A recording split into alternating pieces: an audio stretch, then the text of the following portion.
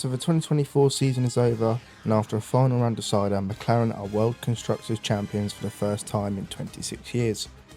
Both Lando Norris and Oscar Piastri wasn't even born the last time McLaren won the Constructors in 1998, and it makes them the youngest pairing to win the Constructors ever.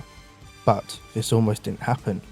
Now, I'm not talking about the Tifosi Max Verstappen. We need to go back to Sunday 15th of September for round 17 of 24, the Azerbaijan Grand Prix. This was a battle of monumental proportions. At this point in the season, Red Bull led McLaren by 8 points in the championship. Ferrari sat 13 behind. It seemed as if McLaren would fall further behind Red Bull. After Lando Norris would qualify 16th and jump to 15th with help from a few pit lane starts, with Perez 4th and Verstappen 6th. Ferrari sat on pole with Leclerc and 3rd with Sainz, as they looked to bring their cars home in the podium places to claw in Red Bull and McLaren to make it a three-way fight. Ferrari would get what they needed as Leclerc held on to the lead after turn 1, but in the other garage Carlos would drop 1 place to 4th. Norris gained 3 places on lap 1 up to 12th. Piastri would keep Leclerc honest, keeping within 1 second of the Ferrari, but not getting close enough to make the move early in the race. After a move on Ollie Bearman, Lando Norris would make the move into the points paying position on lap 8. Leclerc would stretch his legs and open a near 5-second gap to the Aussie as Verstappen would pit on lap 12.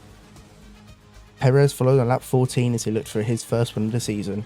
Lando got team orders: hold up Sergio Perez after a stop to give teammate Piastri a buffer, and it was enough to let Oscar pit and get out ahead of the Mexican. That would turn out to be a vital move. The race leader Charles Leclerc would pit on lap 16. After a mega first stint, he'd make it out ahead of the McLaren and Red Bull behind. Lap 17, Sainz would pit and come out 6th behind Lando Norris, who hadn't pitted yet.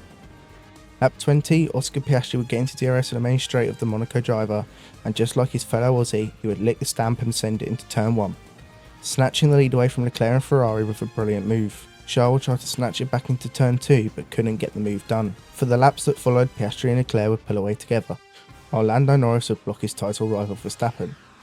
Leclerc would get into the DRS of Piastri but could not get close enough down the main straight to take back the lead, while George Russell would pass Verstappen into turn 1, taking more points off the championship leaders, and finally Lando Norris would pit on lap 37, dropping him back to 7th. But this is where the Constructors' Championship would take a mighty swing and would end up being the key factor as to who became champions 7 races later. On lap 49, Lando Norris would pass Max Verstappen for 6th, taking more points from McLaren and knocking some off Red Bull. With Oscar leading, McLaren would take the lead. Perez was caught in a Ferrari sandwich, not finding a way past Leclerc. Also on lap 49, Perez would go to the outside of Leclerc into turn 1. Leclerc pushing Checo as wide as he could. Sainz would make it past the Red Bull, putting himself onto the podium, giving Ferrari more points in the bag to get closer to the title as they headed onto the second straight. Perez would look for a move on Sainz, but Sainz would try to cover him off, ending in contact and spearing Sainz and Checo towards the wall in a hefty shunt, taking them both out the Grand Prix on the penultimate lap. This gave Piastri the win for the second time in his career, Charles second, and it would promote Lando Norris to 4th with the fastest lap, so he gained an extra point, and wipe away points from Ferrari and Red Bull. Just before the crash, Sainz was 3rd, which awards you with 15 points. Come Abu Dhabi, McLaren would take the title by only 14, with Sainz losing 15 at the time of the crash, Norris getting an extra 4 points due to gaining 2 places from Checo and Sainz ending their race. It would result in Ferrari missing out on their first World Constructors' Championship by a 3rd place finish, the 3rd place that Carlos Sainz lost in Baku just 7 races before.